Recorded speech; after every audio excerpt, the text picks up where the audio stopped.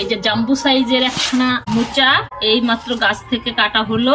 আজকে এই মোচাটা আমি রান্না করব। আর মোচাটা কাটবো তার জন্য এই যে আমি একটু হাতে তেল নিয়ে নেব, যাতে আমার হাতে কোনো কালো দাগ না আসে। জলের মধ্যে আমি 1 চিমটি হলুদ দিয়ে দেবো। হলুদ দিয়ে দেবো, মোচার কালারটা যেন ভালো আসে।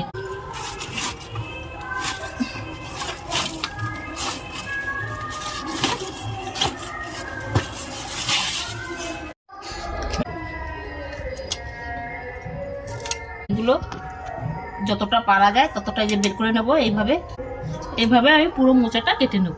সব থেকে ভালো হয় এই যে এইভাবে যদি আমি ফালি দিয়ে নিই, ছাড়াতে সুবিধা হবে।